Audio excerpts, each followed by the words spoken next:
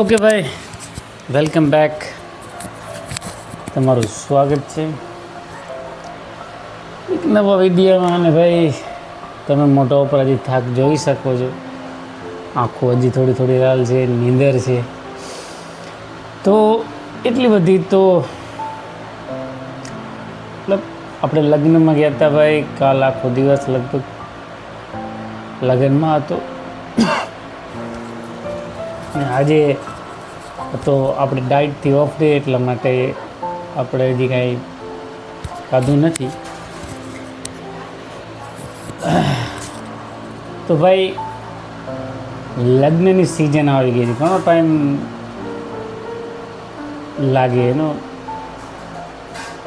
જો તમે એક ફિટનેસ ઇન્ડિવિજ્યુઅલ છો, મતલબ એક ફિટનેસ કે ખાવાને પ્રતિ બહુ કહેવાય ને કે માઇન્ડફુલ કે આ બધી વસ્તુ છે કે ભાઈ, જો તમે ફિટનેસની દુનિયામાં હોવ તો તમે ડાયટ જેવી કોઈ વસ્તુ ફોલો કરતા હોય, કે જો તમે મેનિંગ છે કે તમે તમારી ફિટનેસ ઉપર કામ કરો છો, અથવા તમે ટ્રાન્સફોર્મ જર્ની ફોલો કરો છો, કે કંઈ પણ કરો છો, અથવા વેટ લોસ કરો છો, ઘણું બધું કરો છો, તો જો તમે લગ્નમાં જાઓ છો ભાઈ, તો એવા ટાઈમે ઘણાના એવા ક્વેશ્ચન હોય. મને ખુદને કંઈ 2-3 જણાવે પૂછ્યું હતું, અને આઈ થિંક આવું પૂછતા હોય લોકો ભાઈ, કે શું આ ખવાય આ બધી વસ્તુ જે. તો લગ્નનું ભાઈ કેવું છે કે તમે જાઓ એટલે ઘણી બધી વાનગી બનાવી હોય ભાઈ. જો તમે એક ડાયટ ફોલો કરતા હોય તો કંટ્રોલ કરવું વહમું થઈ પડે એ ઠેકાણે, કેમ કે એટલે જાતની ફ્લેવર હોય ભાઈ. તો ભાઈ એવું છે કે વહમું તો છે કંટ્રોલ કરવું, કેમ કે તો તમે કેમ કે આ બધી વસ્તુ છે ને, કેવી છે, મીઠાઈ કે મનપસંદ એવી વસ્તુ હોય જેને તમે કંટ્રોલ લીધો હોય માંડ અને અચાનક તમારા સામે આવી જાય તો થોડુંક ઓલું થાય ભાઈ, કે હાલ ખાઈ લે ભાઈ, એમાં શું થઈ જાય.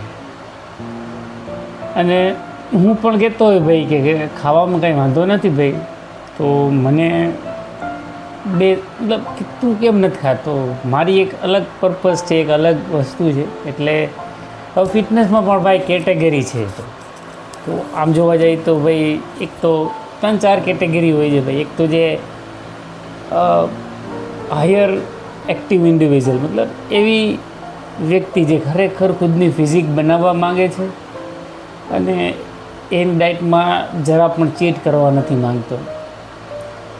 અને બીજા નંબરમાં છે ભાઈ, જેમાં હું પણ આવું છું, અને લગભગ બધા આવતા હોય ભાઈ, બધું જ એન્જોય કરવા માટે અને બસ હેલ્ધી રહેવા માટે ફિટનેસને વસ્તુ છે એને ઇગ્નોર કરે છે અને માપે ખાય છે. મતલબ ત્રીજી પ્રકારના હોય છે ભાઈ, કે જે આવ્યું ખાઈ લ્યો પછી જોઈ જાય. તો ખાવાથી કંટ્રોલ કરવું એમાં શું છે ખબર છે, એક કહેવાય ને કે કોઈ ખરાબ નથી ખાવું વસ્તુ. પહેલી વાત, કંટ્રોલ કરવું હોય તો એ વસ્તુને માપમાં ખાવું કોઈ ગુનો નથી. ગુલાબજાંબુ છે કે પછી શ્રીખંડ છે કે ઘણી બધી વસ્તુ છે ભાઈ, તમે જો માપે લ્યો એકવાર તમે લ્યો તો દેટ્સ ગુડ. તમે કોઈ પણ વસ્તુ છે, આપણે હંમેશા વાત કરી છે ભાઈ, કંટ્રોલ ઇઝ કી. પણ જો કંટ્રોલ ન રહેતો હોય તો એવા ટાઈમે શું કરવું ભાઈ? કેમ કે ઘણા બધા એવા પર્સન હોય છે ભાઈ, જે સ્વાદના માયરા વસ્તુ છે એને ઓવર ઇટિંગ કરતા જ હોય. અને ઓવર ઇટિંગ એક બહુ મોટી પ્રોબ્લેમ છે ભાઈ. તો હું તો હંમેશા એમ કહું છું ભાઈ, કે અઠવાડિયામાં એક દિવસ એવો હોવો જોઈએ કે જ્યાં તમે તમારી મનપસંદ ચીજો હાઈ એન્ડ ક્વોલિટી, એમાં તમે ક્વોન્ટિટી મેજર ના કરો ને એમને આમ ખાઈ શકો. પણ વાત આવે કંટ્રોલની, તો એમાં ભાઈ 2 વસ્તુ બધીથી જાજી માઇનર રાખે છે. એક કે એ વસ્તુની રિયાલિટી તમને યાદ હોવી જોઈએ. પહેલી વસ્તુ છે કે તમે એનો વિચાર હંમેશા તમારા માઇન્ડમાં હાલવો જોઈએ કે ભાઈ આ વસ્તુ ખાધે છે, એના ફાયદા કે એના નુકસાન તમને યાદ હોવા જોઈએ. અને પ્લીઝ તમે એમાં બિલીવ કરતા હોવા જોઈએ. આપણી ઘણી બધી કેવી પ્રોબ્લેમિટી છે કે ભાઈ ખાઈ લે યાર, એમાં શું થઈ જવાનું છે, આનેથી શું થઈ જાય.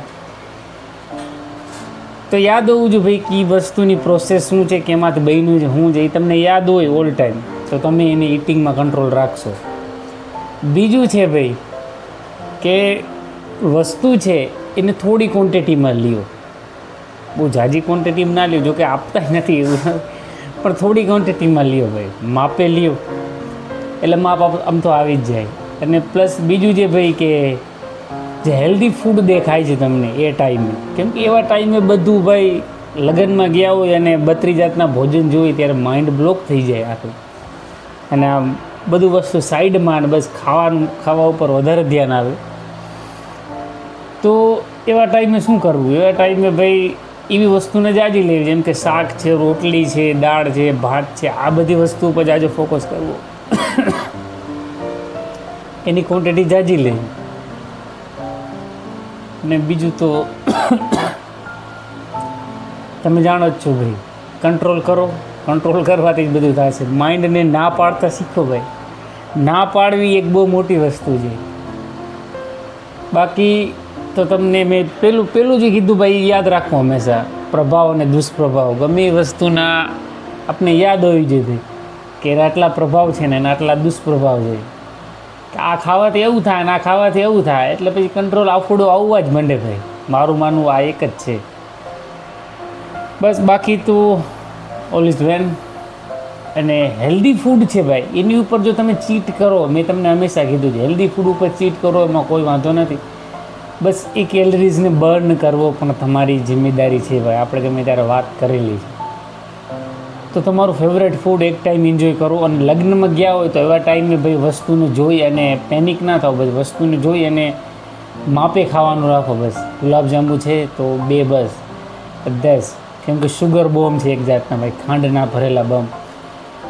શ્રીખંડ છે તો માપે લ્યો ભાઈ. બીજી બધી ઘણી એવી વેરાયટી છે, તરેલી ભજીયા, આ બધું એને દેખાવે અને ટેસ્ટમાં એટલું બધું મોજ દે, બટ શરીર માટે ભાઈ એટલું સારું નથી, આપણે જાણવું જોઈએ. અને એ પણ છે ભાઈ, સ્વાદ છે એ ખાલી અહીંયા લગીને જ છે ભાઈ, આથી નીચે નથી, એ તમે જાણો છો. ઓલવેઝ બધાને ખબર હોય છે સ્વાદનું મિનિંગ ખાલી ગળા લગીને જ છે અને મોઢામાં છે. બસ તમારા લાડવામાં જ સ્વાદની મજા છે, બાકી કાંઈ છે નહીં ભાઈ.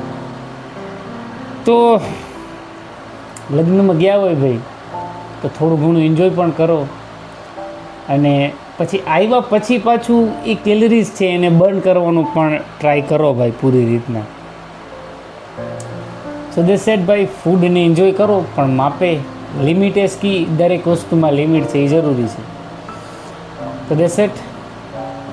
બાકી તો ચાલો આજે આપણે નાઇટનો વારો આવી ગયો છે, નાઇટની શિફ્ટ છે, જવું છે કામે. અને બોડી થોડી બહુ સ્ટીફ છે ભાઈ, કેમ કે સ્લીપ પ્રોપર ના જડે અને ઘણું ઓલું થાય એટલે થાકોડો છે એ ચડી જાય. તો થોડોક સ્ટ્રેચિંગ કરશી અને આપણે આપણી મીલ પણ બનાવી લીધી છે. ચાલો સ્ટ્રેચિંગ કરી અને આપણું ખાઈને નીકળી કામે.